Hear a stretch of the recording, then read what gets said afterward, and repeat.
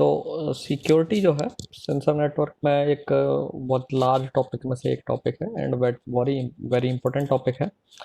हालांकि सिक्योरिटी के कॉन्सेप्ट्स जो है उनको कुछ लेक्चर्स में समझना आसान नहीं है। हाँ, फिर भी हमको मैं कोशिश करूँगा कि मैं आप लोगों को एक ब्रीफ आइडिया दे पाऊँ कि सेंसर नेटवर्क में सिक्योरिटी से रिलेटेड क्या क्या प्रॉब्लम, क्या क्या इश्यूज अराइज हो सकते हैं और क्या क्या चैलेंजेस आएंगे एंड उन चैलेंजेस से डील कैसे किया जा सकता है। हालांकि नेटवर्क सिक्योरिटी या सिक्योरिटी किसी भी नेटवर्क में जो है वो एक कॉम्प्लेक्स टॉपिक है और बहुत मैथमेटिकल स्ट्रॉन्ग बैकग्राउंड की ज़रूरत होती है। फिर भी मैं आपको वो आइडिया प्रेजेंट करने की कोशिश करूँगा। So let's continue. So sensor network में सिक्योरिटी क्यों ज़रूरी है वो हमें जानना ज़रूरी है। सेंसर नेटवर्क में सिक्योरिटी ज़रूरी इसलिए क्योंकि कई बार सेंसर्स जो है बहुत क्रिटिकल एप्लीकेशंस में हम डिप्लॉय करते हैं। फॉर एग्जांपल बैटलफील्ड, आपने बैटलफील्ड में सेंसर नेटवर्क को डिप्लॉय किया है तो उस सेंसर नेटवर्क को सिक्योर करना भी ज़रूरी होगा, क्योंकि अगर आप उसे सिक्योर नहीं करेंगे देन आपका जो एनिमी है वो आपके सेंसर नेटवर्क को अटैक करके मैनिपुलेट कर सकता है एंड आप जो सेंसर से इंफॉर्मेशन रिसीव कर रहे हैं उसकी जगह पे आपको रॉन्ग इन्फॉर्मेशन वो प्रोवाइड कर सकता है। फॉर एग्जांपल जैसे आप किसी ऑब्जेक्ट किसी जो एनिमी है एनिमी के किसी स्ट्रेटजिक वेपन या इम्पोर्टेंट वेपन है उसकी लोकेशन सेंसर से रिट्रीव कर रहे हैं एंड आपका जो एनिमी है वो सेंसर की सिक्योरिटी को कॉम्प्रोमाइज़ करता है और वो आपको रॉन्ग लोकेशन पॉइंट प्रेजेंट कर देता है। हम्म? और उस रॉन्ग लोकेशन की वजह से हो सकता है आप कोई रॉन्ग एक्शन ले लें और उसमें आप ही का नुकसान हो। तो इसीलिए सेंसर नेटवर्क में सिक्योरिटी कई सारे एप्लीकेशंस में बहुत नेसेसरी हो जाती है। सो हालांकि किसी भी टाइप की नेटवर्क टेक्नोलॉजी में सेंसर सिक्योरिटी की ज़रूरत होगी, सेंसर में भी ओबियसली सिक्योरिटी की ज़रूरत है, लेकिन सेंसर नेटवर्क में सिक्योरिटी के अपने चैलेंजेस हैं। पहला चैलेंज सेंसर नेटवर्क में सिक्योरिटी से रिलेटेड क्या है कि जो सेंसर नेटवर्क है वो जनरली रिमोट एरियाज या हार्श एरियाज में डिप्लॉयड होता है और उस एरियाज में ऑटो नेचुरली वहाँ पे नोड फेलियर होना या फिर लिंक की कैपेसिटी, लिंक की जो क्वालिटी है जो दो नोड्स के बीच में या जो कम्युनिकेशन चैनल है जो यूज हो रहा है उसकी जो क्वालिटी है उसमें वेरिएशन आ सकता है। सो ये जो वेरिएशंस हैं ये नेचुरल प्रॉब्लम नेचुरली अराइव होते हैं। ठीक है, ये नेचुरल रेगुलर फीचर्स हैं सेंसर नेटवर्क के। कोई नोड फेल हो जाता है ना, और कई बार दो नोड्स जो कनेक्टेड हैं वो डिसकनेक्टेड हो जाते हैं या उनके बीच की जो लिंक क्वालिटी है बहुत पुअर हो जाती है। सो ये जो नेचुरल प्रॉब्लम्स हैं इसी टाइप की प्रॉब्लम्स जनरली जब सेंसर पर अटैक होता है तब भी अराइज होती हैं। तो सेंसर में अटैक जो हुआ है उसे डिटरमाइन करना आसान इसी वजह से कंफ्यूजिंग हो जाता है कि ये जो प्रॉब्लम्स आ रही हैं जैसे कोई नोड फेल हो गया या नोड का जो बिहेवियर में चेंज आ गया या कुछ नोड्स के बीच में जो कम्युनिकेशन लिंक है उसमें कोई इशू आ गया है, उसकी क्वालिटी में डिग्रेडेशन आ गया है। तो ये जो प्रॉब्लम अराइज हुई है क्या ये नेचुरल एनवायरनमेंट की वजह से ऑटोमेटिकली अराइज हुई है या फिर ये अटैक की वजह से हुआ है। तो इन दोनों सिचुएशन में डिस्टिंक्ट करना थोड़ा सा डिफिकल्ट होता है। सो ये एक बहुत इंपॉर्टेंट चैलेंज सेंसर नेटवर्क में आता है सिक्योरिटी रिलेटेड इशूज के साथ डील करते टाइम, क्योंकि सबसे पहले तो आपको ये डिटरमाइन करना होगा ना कि सेंसर नेटवर्क में अटैक हुआ भी है या नहीं हुआ है। एक मिनट जरा, 1 मिनट रुकिए। सो ये एक इशू है जो बहुत बहुत इम्पोर्टेंट इशू है जिसकी वजह से आपको कभी कभी डिफ़िकल्टी हो सकती है डिटरमाइन करने में कि एक्चुअली ये प्रॉब्लम अटैक की वजह से हुई है या नेचुरली प्रॉब्लम है।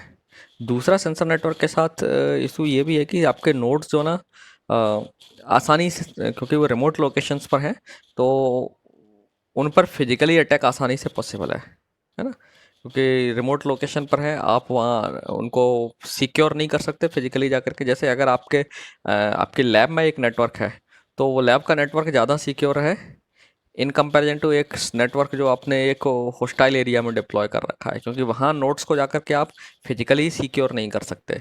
जबकि एक एनवायरनमेंट, आपका जो लैब, आपकी जो लैब है या एक कंपनी की लैब है या कंपनी का एक नेटवर्क है, वो जनरली फिजिकली भी सिक्योर है, क्योंकि आप उसमें किसी को भी आसानी से एंट्री नहीं करने दे सकते हैं। जो भी उसे यूजर्स हैं आप उनको रेगुलेट कर सकते हो, उनकी आइडेंटिटी चेक करके ही आप उसमें लैब के अंदर एंटर करने दे सकते हो, या और भी कई तरीके के मेजर्स ले सकते हो। लेकिन सेंसर नेटवर्क के साथ ऐसा नहीं है। सेंसर नेटवर्क में आप उसको प्रोटेक्ट करने के लिए फिजिकली ना तो आप प्रेजेंट हैं और ना ही आप किसी को वहाँ पर डिप्लॉय कर सकते हैं, है ना। फिजिबल भी नहीं है। फॉर एग्जांपल सपोज आपने माना एग्जांपल ले लीजिए कि आपने जंगलों में एक सेंसर नेटवर्क डिप्लॉय कर दिया फायर डिटेक्शन के लिए। तो क्या आप उस नेटवर्क को प्रोटेक्ट करने के लिए वहाँ पर मैन डिप्लॉय करेंगे? फिजिबल नहीं है ना।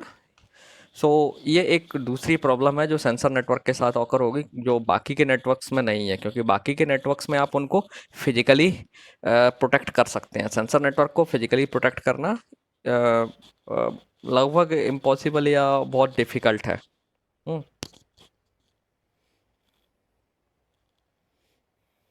ओके। नाउ सिक्योरिटी में कुछ टर्म्स इस्तेमाल होती हैं, let me explain those terms to you also. Attacker, intruder and adversary. So जो आपका नेटवर्क है उस नेटवर्क पर कोई भी पर्सन जो मैलिशियस इंटेंट के साथ, मैलिशियस मतलब एक जिसका इंटेंशन एक हार्म पहुंचाने वाला इंटेंशन है, उसे हम मैलिशियस इंटेंशन बोलते हैं, या उसका रॉन्ग इंटेंशन है। तो ऐसा पर्सन जिसका इंटेंशन मैलिशियस है, जो आपके नेटवर्क के साथ कुछ रॉन्ग करना चाहता है या आपके नेटवर्क को यूज करते हुए आपके अगेंस्ट में कुछ रॉन्ग करना चाहता है, ऐसे पर्सन को हम अटैकर बोलेंगे, या फिर इंट्रूडर बोलेंगे, या एडवर्सरी बोलेंगे। हालांकि ये टर्म्स में थोड़ा थोड़ा डिफरेंस भी होता है, अटैकर इंट्रूडर में डिफरेंस होता है। इंट्रूडर का मतलब है जो आपके सिस्टम में एंटर कर रहा है। जैसे कई बार हैकर्स जो है ना, आप किसी भी फायरवॉल को करप्ट करते हुए वो आपके नेटवर्क में किसी तरीके से लॉगिन करके एंटर करते हैं। ओके। सो इंट्रूडर थोड़ा सा डिफरेंट है अटैकर से, हालांकि हम इनको सिनोनिम की तरह इस्तेमाल करेंगे। Now let's see what are the security requirements और what are the fundamentals of the security. आप जब नेटवर्क की सिक्योरिटी की बात करते हैं तो सिक्योरिटी की क्या क्या सर्विसेज हैं जो आप इम्प्लीमेंट करना चाहेंगे अपने नेटवर्क में। सो पहली सर्विस जो है सिक्योरिटी सर्विस वो है कॉन्फिडेंशियलिटी। कॉन्फिडेंशियलिटी का मतलब है, आप मीनिंग, वर्बल मीनिंग जानते हैं इसका। कॉन्फिडेंशियल मतलब जो, जैसे कई बार कहते हैं ना ये मैसेज बहुत कॉन्फिडेंशियल है, मैं आपको किसी को नहीं बताऊंगा, है। तो कॉन्फिडेंशियल का मतलब है, कॉन्फिडेंशियलिटी का मतलब है कि you want to hide the message from someone. So confidence, let me explain it formally. So confidentiality का मतलब है कि जब भी ये एक कम्युनिकेशन सिस्टम होगा तो उसमें आपके क्या क्या एलिमेंट्स इन्वॉल्व होंगे। There will be a sender, so I am writing it as S. एक सेंडर है आपके पास। इसके बाद एक अपोजिट पार्टी जो होगी, that will be called receiver, जिसको ये मैसेज रिसीवर करना है। नाउ आप जो सेंडर है, एक सेंडर जो है ये एक लिंक है, इस लिंक को हम बोलते हैं कम्युनिकेशन लिंक। ठीक है, this link is called communication link. थोड़ा सा राइटिंग डिफिकल्ट हो रहा है। देन ये आपका मैसेज हो गया एम। ओके, ये आपकी कम्युनिकेशन लिंक है, ये सेंडर है, ये रिसीवर है, ये मैसेज है। नाउ सेंडर क्या चाहता है, ये मैसेज एम को रिसीवर आर को भेजना चाहता है। नाउ यहाँ पर एक और पर्सन हो सकता है जिसे हम अटैकर बोलते हैं। So let's call it Eve, Eve नाम का पर्सन है और ये पर्सन अटैकर है। सो ये जो पर्सन है, this person is called attacker. Now इसका अटैकर का ऑब्जेक्टिव क्या है और सेंडर और रिसीवर का ऑब्जेक्टिव क्या है वो हम समझेंगे, तब आप समझ पाएंगे कि कॉन्फिडेंशियलिटी का मतलब क्या है। नाउ सेंडर का ऑब्जेक्टिव क्या है कि सेंडर एक मैसेज एम को रिसीवर को भेजना चाहता है using this communication channel. Now ये कम्युनिकेशन चैनल किसी भी टाइप का कम्युनिकेशन चैनल हो सकता है। ये एक वाईफाई चैनल हो सकता है, एक सेलुलर नेटवर्क हो सकता है, इंटरनेट हो सकता है, एक वीपीएन हो सकता है, या और कोई टाइप सैटेलाइट फ़ोन हो सकता है, या और दूसरे टाइप की नेटवर्क टेक्नोलॉजी हो सकती है। ठीक है। सो कम्युनिकेशन चैनल किसी भी टाइप की एक कम्युनिकेशन टेक्नोलॉजी है, को रिप्रेजेंट कम्युनिकेशन टेक्नोलॉजी को रिप्रेजेंट कर रहा है जिसके थ्रू मैसेज का ट्रांसमिशन होगा। तो सेंडर एस जो है मैसेज एम को रिसीवर आर को भेजना चाहता है। नाउ हो सकता है ये जो मैसेज है एस जो भेज रहा है आर को, ये बहुत इंपॉर्टेंट मैसेज है और ये किसी को रिवील नहीं होना चाहिए। ये मैसेज एक सीक्रेट मैसेज है जो किसी को भी रिवील नहीं होना चाहिए। दैट मीन्स ईव को इस मैसेज के बारे में पता नहीं चलना चाहिए। तो सेंडर और रिसीवर के अलावा इस मैसेज का मीनिंग किसी को नहीं पता होना चाहिए, ये इसमें एम का मतलब क्या है या एम क्या है। तो इसे हम बोलते हैं कॉन्फिडेंशियलिटी। तो कॉन्फिडेंशियलिटी सर्विस का मतलब है कि जब सेंडर रिसीवर को कोई मैसेज भेज रहा है तो ये मैसेज जो है इसे रिसीवर के अलावा कोई भी नहीं पढ़ पाए। है। तो जनरली कोई से मतलब यहाँ पर हम ईव की बात कर रहे हैं, तो ईव कोई भी एक अटैकर है। ठीक है। Eve can be anyone. S और आर के अलावा, सेंडर और रिसीवर के अलावा ईव कोई भी पर्सन हो सकता है। सो नाउ हमारा कॉन्फिडेंशियलिटी का मतलब है कि सेंडर और रिसीवर के अलावा इस मैसेज को एम को कोई भी नहीं रीड कर पाए, किसी को भी ये मैसेज के बारे में पता ना हो कि इस मैसेज में एम में क्या कंटेंट है। तो अगर आप ऐसा कर पाते हैं किसी भी कम्युनिकेशन सिस्टम में तो हम कहेंगे कि वहाँ पे कॉन्फिडेंशियलिटी की सर्विस अवेलेबल है। दैट मीन्स आप कॉन्फिडेंशियलिटी के साथ मैसेज को ट्रांसमिट कर सकते हैं। ठीक है। समझ में आ गया कॉन्फिडेंशियलिटी का मतलब क्या है? हम्म। नहीं तो मैं फिर से एक्सप्लेन करूँ?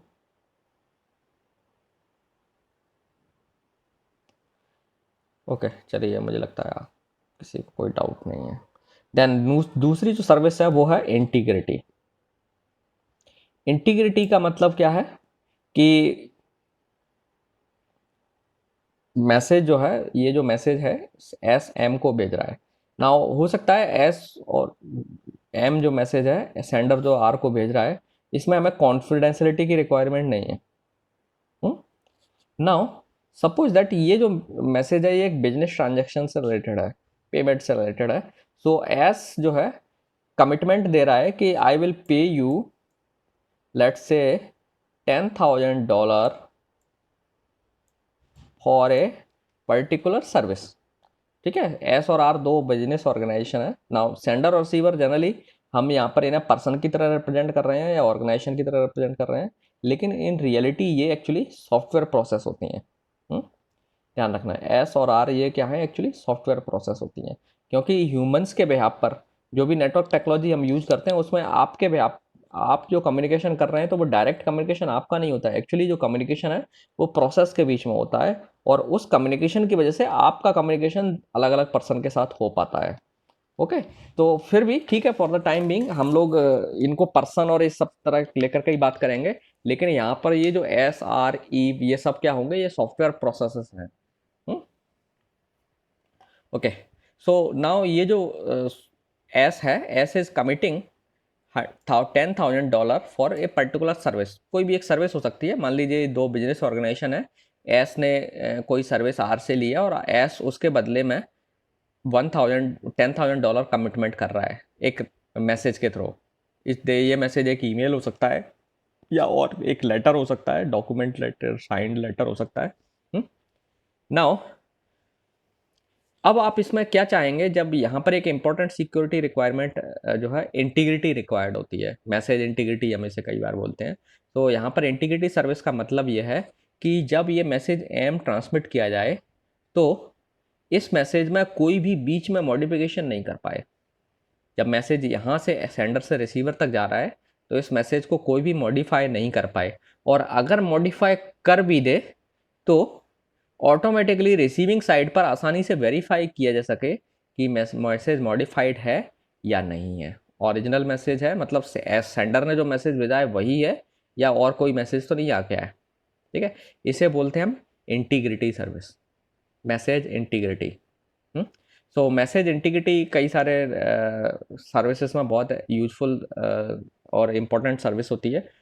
एक एग्जांपल मैं आपको दूंगा, आपने कई बार बहुत जगह से सॉफ्टवेयर डाउनलोड किए होंगे, कई वेबसाइट से आप सॉफ्टवेयर डाउनलोड करते हैं, है ना। जैसे फाइल हिप्पो या सॉफ्टपीडिया, इस तरीके की कुछ वेबसाइट्स हैं जहाँ से आप सॉफ्टवेयर डाउनलोड करते हैं।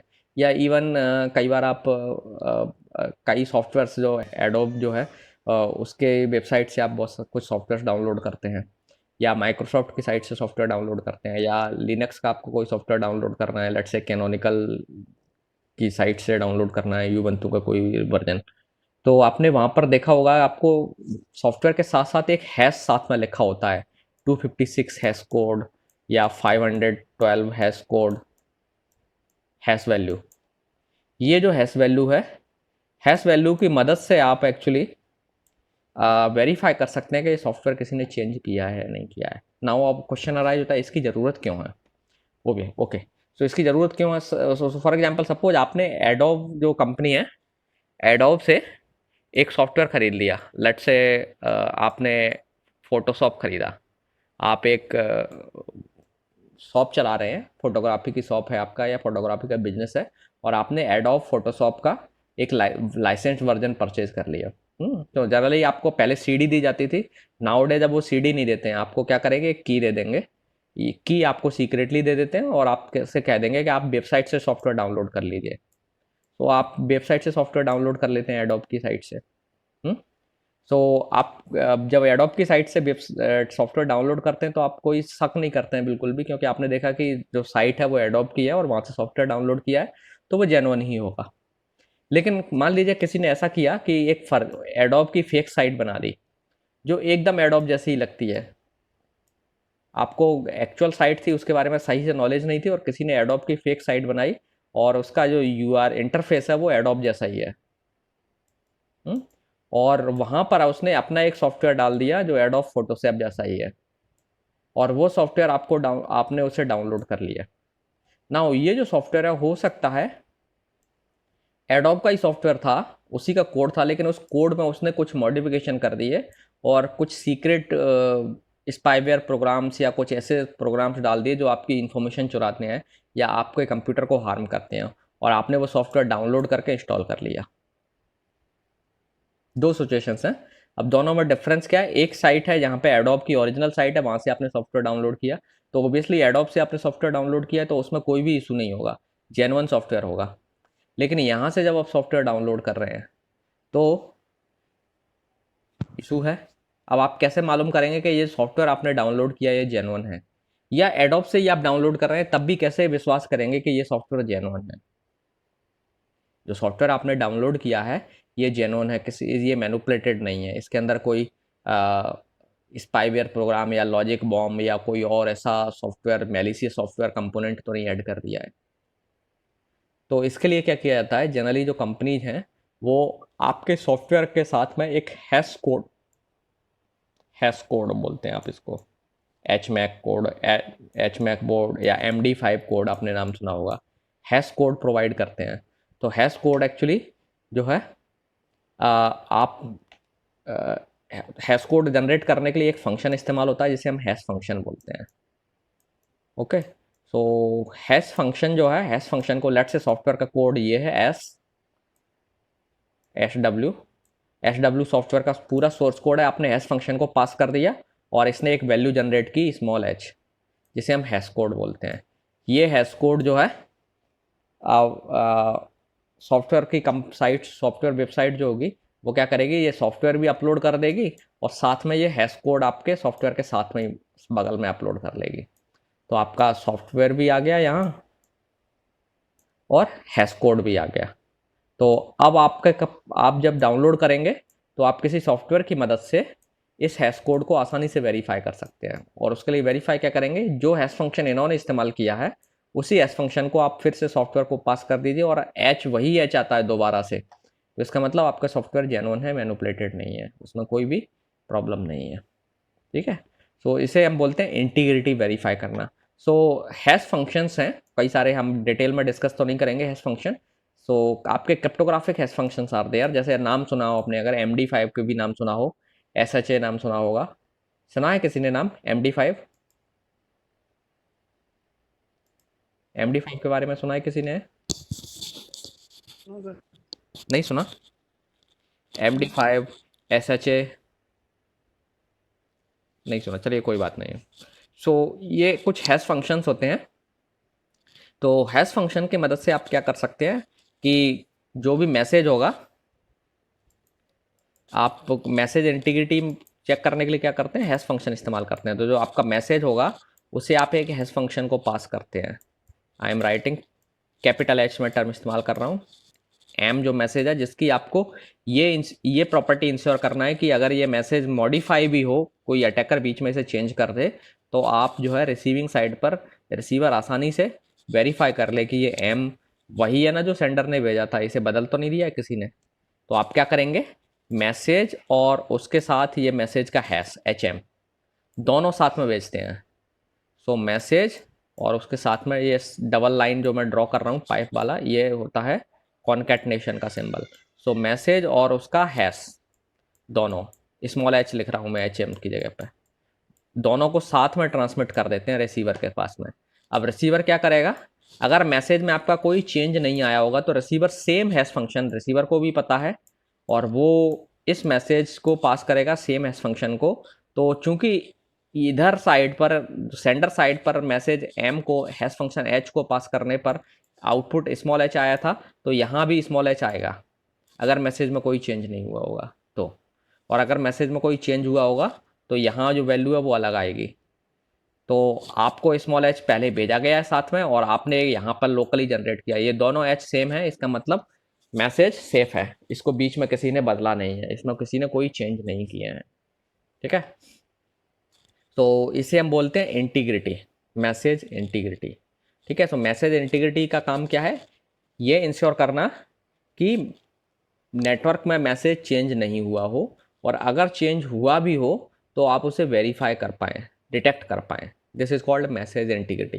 ध्यान रखना, हम मैसेज को चेंज करने से अटैकर को नहीं रोक सकते, क्योंकि जो कम्युनिकेशन चैनल जो मैंने ड्रॉ किया था वो पब्लिक चैनल है और उस अटैकर उसको आसानी से एक्सेस कर सकता है।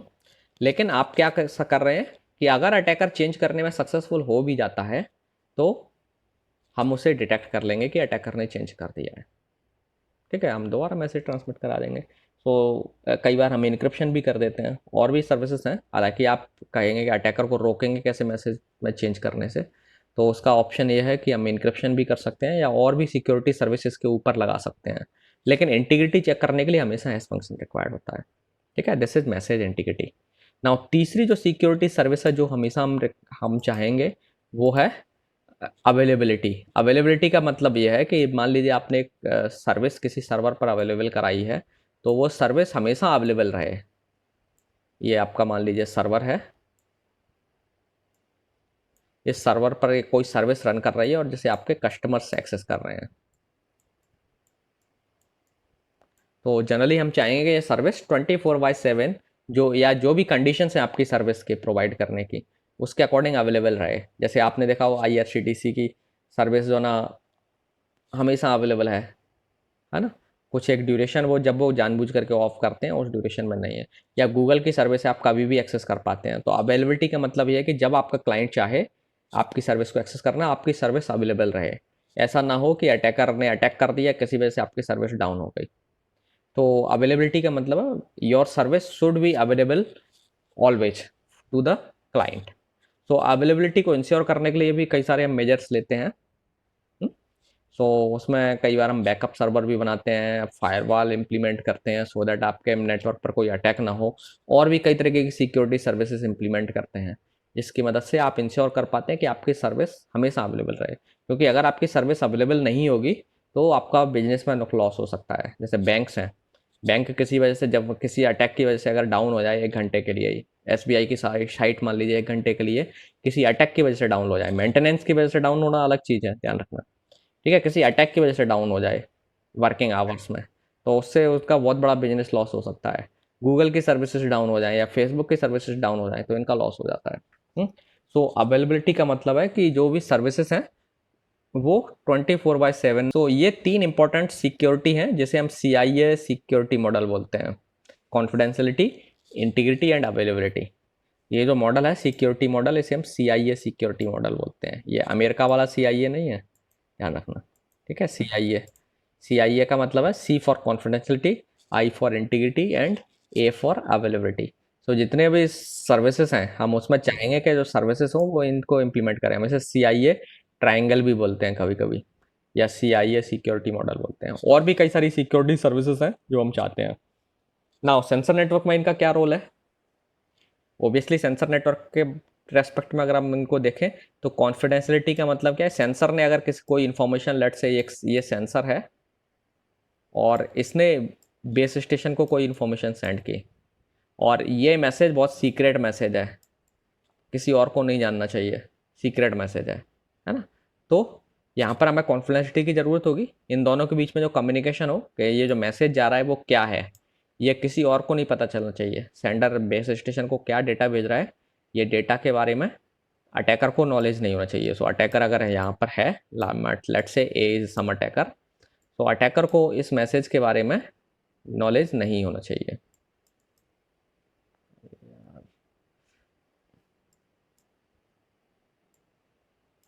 ठीक है, A should not be able to know. Integrity का मतलब क्या है? सेंडर ने अगर कोई मैसेज भेजा है, इस सेंसर ने एक रीडिंग भेजी है, तो इस रीडिंग में कोई बीच में चेंज ना कर दे।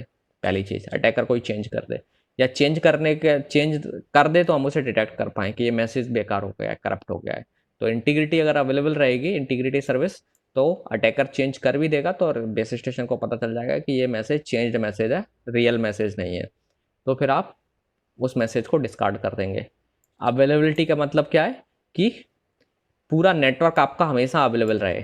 ऐसा ना होगा नेटवर्क पूरा डाउन हो गया, आपने नेटवर्क डिप्लॉय कर रखा है, और नेटवर्क डिप्लॉय किस लिए किया था कि सो दैट आपको टाइम टू टाइम रीडिंग्स मिलती रहे, लेकिन ऐसा हो गया किसी वजह से अटैकर ने अटैक कर दिया और आपका पूरा नेटवर्क की सर्विस डाउन हो गई, तो दैट मीन्स अवेलेबिलिटी खत्म हो गई। तो अवेलेबिलिटी को भी आपको इंश्योर करना है। तो इसके लिए बहुत, ये तीन जो सिक्योरिटी सर्विसेज हैं इनको इम्प्लीमेंट करने के लिए हमें बहुत सारी टेक्नोलॉजीज को यूज करना पड़ता है सिक्योरिटी टेक्नोलॉजीज के लिए। ओके।